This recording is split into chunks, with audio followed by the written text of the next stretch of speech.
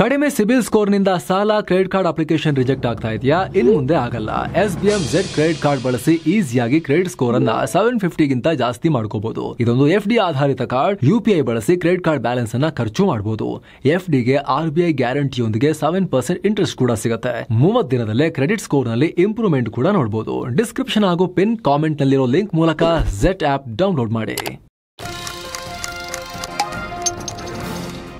ನಮಸ್ಕಾರ ಸ್ನೇಹಿತರೆ. Petrol, bike, ಕಾರ್ಗಳ ಅತ್ಯಮೂಲ್ಯ ಆಹಾರ. ಆದರೆ ಈ ಆಹಾರನೇ ವಿಷ ಆದ್ರೆ ಇಂಥ ಒಂದು ಅಪಾಯ ಭಾರತದ ವಾಹನ ಚಾಲಕರನ್ನ, ಮಾಲೀಕರನ್ನ ಕಾಡೋಕೆ ಶುರುವಾಗಿದೆ.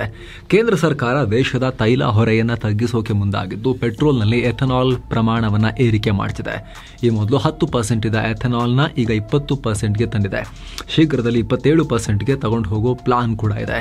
ಆದರೆ ಇದರಿಂದ ವಾಹನಗಳ ಎಂಜಿನ್ ಹಾಳಾಗುತ್ತೆ ಅಂತ ಖುದ್ದು ಆಟೋಮೊಬೈಲ್ ಕಂಪನಿಗಳೇ ಸರ್ಕಾರಕ್ಕೆ ಹೇಳಿವೆ.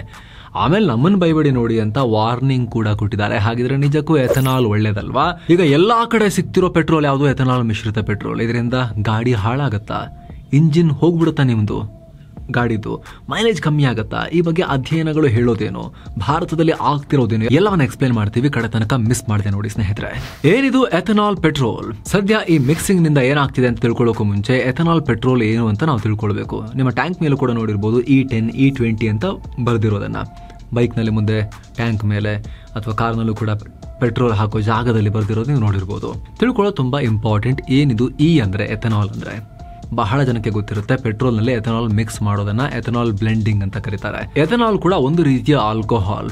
ಕಬ್ಬಿನ ಹಾಲಿನಿಂದ ಬರೋ ಕಾಕಂಬಿಯಿಂದ, ಮೊಲಾಸೆಸ್ ಅಂತ ಕರೀತಾರಲ್ಲ, ಅದರಿಂದ, ಹಾಗೆ ಮೆಕ್ಕೆಜೋಳದಿಂದ, ಈ ರೀತಿ ಸಸ್ಯ ಉತ್ಪನ್ನಗಳಿಂದ ಈ ಆಲ್ಕೋಹಾಲ್ನ ಹೊರತೆಗಿತಾರೆ. ಬಳಿಕ ಸ್ವಲ್ಪ ಪ್ರಮಾಣದಲ್ಲಿ ಪೆಟ್ರೋಲ್ ಜೊತೆ ಮಿಕ್ಸ್ ಮಾಡ್ತಾರೆ. ಜೈವಿಕ ಇಂಧನವಾಗಿ ಬಳಸ್ತಾರೆ. ಇದರಿಂದ ಪೆಟ್ರೋಲ್ ಕಂಪ್ಲೀಟ್ ಆಗಿ ಬರ್ನ್ ಆಗುತ್ತೆ. ಯಾಕಂದ್ರೆ ಎಥನಾಲ್ ನಲ್ಲಿ ಆಕ್ಸಿಜನ್ ಇರುತ್ತೆ. ಹೀಗಾಗಿ ಗುಲಗಂಜಿಯಷ್ಟು ಪೆಟ್ರೋಲ್ ವೇಸ್ಟ್ ಆಗಲ್ಲ. ಎಂಜಿನ್ ನಿಂದ ಕಾರ್ಬನ್ ಹೊಗೆ ಹೊರಸೂಸೋದು ಕೂಡ ಕಮ್ಮಿ ಆಗುತ್ತೆ. ಪರಿಸರಕ್ಕೆ ಒಳ್ಳೆಯದು. ಜೊತೆಗೆ ಎಲ್ಲಕ್ಕಿಂತ ಹೆಚ್ಚಾಗಿ ಪೆಟ್ರೋಲ್ ಅವಲಂಬನೆ ಕಮ್ಮಿ ಆಗುತ್ತೆ. ಇಂಪೋರ್ಟ್ ಮೇಲೆ ಭಾರತ ಡಿಪೆಂಡ್ ಆಗಿದೆಯಲ್ಲ. ಕಚ್ಚಾ ತೈಲವನ್ನಾದ್ರೂ ನಾವು ತರಿಸ್ಕೊಳ್ಳೇಬೇಕಲ್ಲ ಹೊರಗಿನಿಂದ. ದಿನಕ್ಕೆ 77 ಕೋಟಿ ಲೀಟರ್ ತೈಲ ಕುಡಿಯೋ ದೇಶ ಇದು. ಏನಿಲ್ಲ ಅಂದ್ರೂ 2 ರಿಂದ 3 ಸಾವಿರ ಕೋಟಿ ರೂಪಾಯಿ ಪ್ರತಿದಿನ ಖರ್ಚು. ನಮ್ಮ 3/4 ಭಾಗ ವಿದೇಶಿ ವಿನಿಮಯ ಹಣ ಕೇವಲ ತೈಲಕ್ಕೆ ಖರ್ಚಾಗ್ತಾ ಇದೆ. ಆದ್ರೆ ಎಥನಾಲ್ ನಾವೇ ಉತ್ಪಾದನೆ ಮಾಡಬಹುದು. ಪೆಟ್ರೋಲ್ ನಲ್ಲಿ ಸ್ವಲ್ಪ ಎಥನಾಲ್ ಮಿಕ್ಸ್ ಮಾಡೋದ್ರಿಂದ ಅಷ್ಟು ಪೆಟ್ರೋಲಿಯಂ ಉತ್ಪನ್ನಗಳ ಮೇಲಿನ ಖರ್ಚು ದೇಶಕ್ಕೆ ವಿದೇಶಿ ಆಮದಿನ ಮೇಲೆ ಡಿಪೆಂಡ್ ಆಗೋದ್ರಿಂದ ಬಚಾವಾಗಬಹುದು ಅಷ್ಟು ಅಮೌಂಟ್ಗೆ. ಅಲ್ಲದೆ ಎಥನಾಲ್ ಕಬ್ಬು, ಮೆಕ್ಕೆಜೋಳದಿಂದ ಬರೋದ್ರಿಂದ ನಮ್ಮ ರೈತರಿಗೂ ಹೆಲ್ಪ್ ಆಗುತ್ತೆ. ಹೀಗೆ ಒಳ್ಳೊಳ್ಳೆ ಉದ್ದೇಶ ಇಟ್ಕೊಂಡು 2003ರಲ್ಲಿ ಭಾರತ ಎಥನಾಲ್ ಬ್ಲೆಂಡಿಂಗ್ ಪ್ರೋಗ್ರಾಮ್ನ ಶುರು ಮಾಡಿತು. ಆದರೆ ಎಥನಾಲ್ ಎಕ್ಸ್ಟ್ರಾಕ್ಟ್ ಮಾಡೋ ವ್ಯವಸ್ಥೆ ಸರಿಯಾಗಿ ಇಲ್ಲದೆ ಇದ್ದಿದ್ದರಿಂದ UPA ಅವಧಿನಲ್ಲಿ ಹೆಚ್ಚಿನ ಒತ್ತು ಕೊಟ್ಟಿರಲಿಲ್ಲ. ಆದರೆ 2014ರಲ್ಲಿ ನರೇಂದ್ರ ಮೋದಿ ಪ್ರೈಮ್ ಮಿನಿಸ್ಟರ್ ಆದಮೇಲೆ ಇನ್ನಷ್ಟು ಜಾಸ್ತಿ ಫೋಕಸ್ ನೀಡಿದ್ರು. ವಿಶೇಷವಾಗಿ ಸಾರಿಗೆ ಮಂತ್ರಿ ಆದಂತಹ ನಿತಿನ್ ಗಡ್ಕರಿ ಅವರು ಇದಕ್ಕೆ ತುಂಬಾ ಮಹತ್ವ ಕೊಟ್ಟರು. ಗಡ್ಕರಿ ಯುದ್ಧೋಪಾದಿಯಲ್ಲಿ ಎಥನಾಲ್ ಬ್ಲೆಂಡಿಂಗ್ಗೆ ಕೈ ಹಾಕಿದ್ರು. 2018ರಲ್ಲಿ ಜೈವಿಕ ಇಂಧನಗಳ ಬಗ್ಗೆ ರಾಷ್ಟ್ರೀಯ ನೀತಿ ತಂದು ದೊಡ್ಡ ಮಟ್ಟದಲ್ಲಿ ಎಥನಾಲ್ ಉತ್ಪಾದನೆ ಶುರು ಮಾಡಿದ್ರು. ಮೊದಲು ಕೇವಲ ಕಾಕಂಬಿಯಿಂದ ಎಥನಾಲ್ ಹೊರತೆಗೆಯಲಾಗ್ತಾ ಇತ್ತು. ಗಡ್ಕರಿ ಮೆಕ್ಕೆಜೋಳ, ಅಕ್ಕಿಯಿಂದ ಕೂಡ ಎಥನಾಲ್ ಎಕ್ಸ್ಟ್ರಾಕ್ಟ್ ಮಾಡೋಕೆ ಹೇಳಿದ್ರು. ಹೀಗಾಗಿ ಭಾರತ ವೇಗವಾಗಿ ಎಥನಾಲ್ ಬ್ಲೆಂಡಿಂಗ್ ಗುರಿಯನ್ನ ಅಚೀವ್ ಮಾಡ್ತಾ ಹೋಯಿತು. UPA ಅವಧಿಯಲ್ಲಿ E5 ಅಂದ್ರೆ ಕೇವಲ ಪೆಟ್ರೋಲ್ಗೆ 5% ಅಷ್ಟೇ ಎಥನಾಲ್ ಮಿಕ್ಸ್ ಮಾಡೋಕೆ ಸಾಧ್ಯವಾಗಿತ್ತು. ಆದ್ರೆ ಮೋದಿ, ಗಡ್ಕರಿ ಸೇರ್ಕೊಂಡು 3 ವರ್ಷದಲ್ಲೇ E10 ಅಚೀವ್ ಮಾಡಿದ್ರು. ಅಂದ್ರೆ 10% ಎಥನಾಲ್ ಬ್ಲೆಂಡ್ ಮಾಡಿದ್ರು.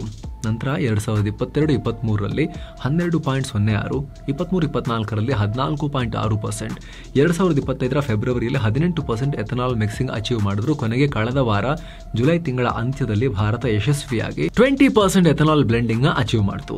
ಎಷ್ಟರ ಮಟ್ಟಿಗೆ ಅಂದ್ರೆ 5 ವರ್ಷ ಮುಂಚೆನೆ ಅಂದುಕೊಂಡಿದ್ದ ಟಾರ್ಗೆಟ್ ನ ರೀಚ್ ಆಗಿದೆ ಭಾರತ. ಈಗ ಶೀಘ್ರದಲ್ಲಿ ಅನುಪಾತವನ್ನ 27%ಗೆ ತಗೊಂಡು ಹೋಗುವ ಲೆಕ್ಕಾಚಾರ ಕೂಡ ಇದೆ. ಆಗಸ್ಟ್ ಅಂತ್ಯದ ಒಳಗೆ ರೀಚ್ ಮಾಡ್ತೀವಿ ಅಂತಲೂ ಸರ್ಕಾರ ಹೇಳ್ತಿದೆ. ಸ್ನೇಹಿತರೆ, ವರದಿಯಲ್ಲಿ ಮುಂದುವರಿಯುವ ಮುನ್ನ 7 ಸೈನ್ಸ್ ಟೂರಿಸಂ ಕಂಪನಿ ಮಧ್ಯಪ್ರದೇಶದ ಅದ್ಭುತ ತಾಣಗಳಿಗೆ ಟ್ರಿಪ್ ಆಯೋಜನೆ ಮಾಡಿದೆ. ಆಫರ್ ಪ್ರೈಸ್ ಕೇವಲ 32,200 ರೂಪಾಯಿ ಮಾತ್ರ.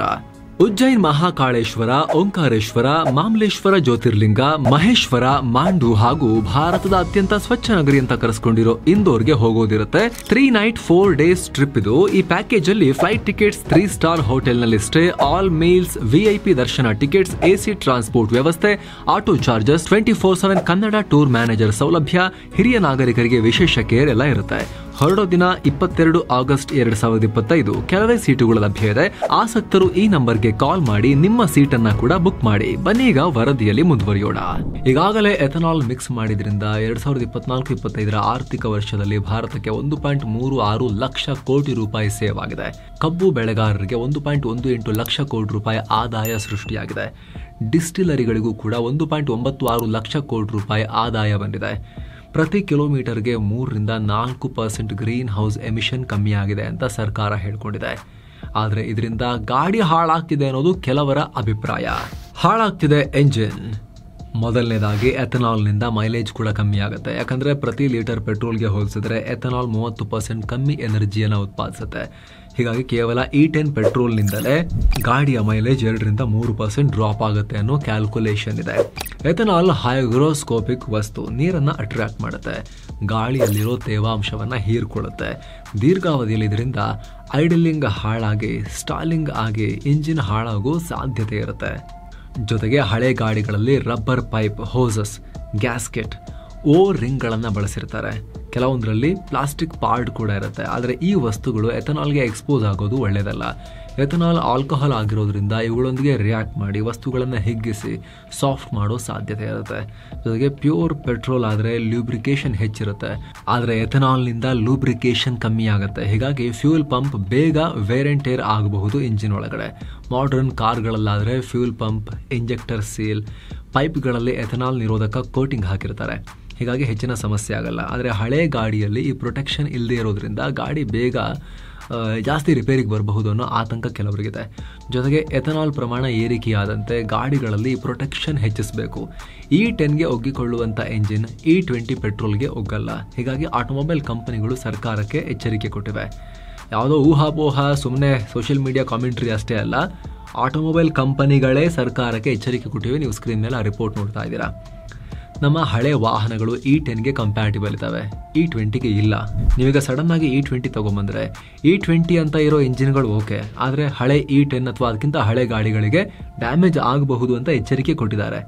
ಈಗ already engine knocking, rough idling ಕಂಪ್ಲೇಂಟ್ಗಳು ಹೆಚ್ಚಾಗ್ತವೆ.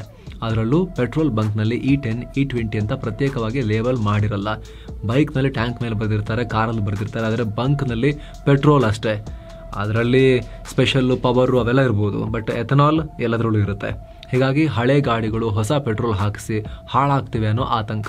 ಇದರಿಂದ ದೊಡ್ಡ ಮಟ್ಟದಲ್ಲಿ ಮುಂದಕ್ಕೆ ಹೋಗ್ತಾ ಹಳೆ ಗಾಡಿಗಳು ಹಾಗೆ ರೋಡಲ್ಲಿ ಉಳ್ಕೊಂಡ್ರೆ ಈ ಪೆಟ್ರೋಲ್ ಹಾಕೊಂಡು ಹೋಗಿ ರಿಲಯಬಿಲಿಟಿ ಇಶ್ಯೂ ಸೃಷ್ಟಿಯಾಗ್ಬೋದು, ರಸ್ತೆ ಅಪಘಾತಕ್ಕೂ ಕಾರಣ ಆಗ್ಬೋದು ಅನ್ನೋ ಆತಂಕ ಇದೆ.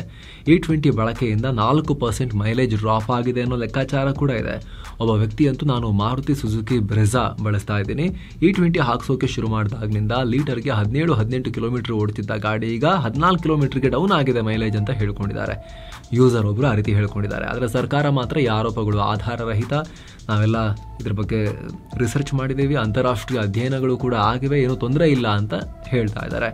ಆದರೆ ಭಾರತ ಸರ್ಕಾರ ಯಾವ ರಿಸರ್ಚ್ ಆಧಾರದ ಮೇಲೆ ಈ ವಾದವನ್ನು ಮುಂದಿಡ್ತಿದೆ ಅನ್ನೋದನ್ನು ಎಲ್ಲೂ ಉಲ್ಲೇಖ ಮಾಡಿರಲಿಲ್ಲ. ಅವರ ಈ ಅಫಿಷಿಯಲ್ ಸ್ಟೇಟ್ಮೆಂಟ್ ಏನು ಸ್ಕ್ರೀನ್ ಮೇಲೆ ನೋಡ್ತಾ ಇದ್ದೀರಿ, ಪೆಟ್ರೋಲಿಯಂ ಇಲಾಖೆಯ ಸ್ಟೇಟ್ಮೆಂಟ್, ಅದರಲ್ಲಿ ಉಲ್ಲೇಖ ಮಾಡಿರಲಿಲ್ಲ ಯಾವ ರಿಸರ್ಚ್ ಅಂತೇಳಿ. ರಿಸರ್ಚ್ಗಳು ಅಂತಷ್ಟೇ ಹೇಳಿದ್ದಾರೆ.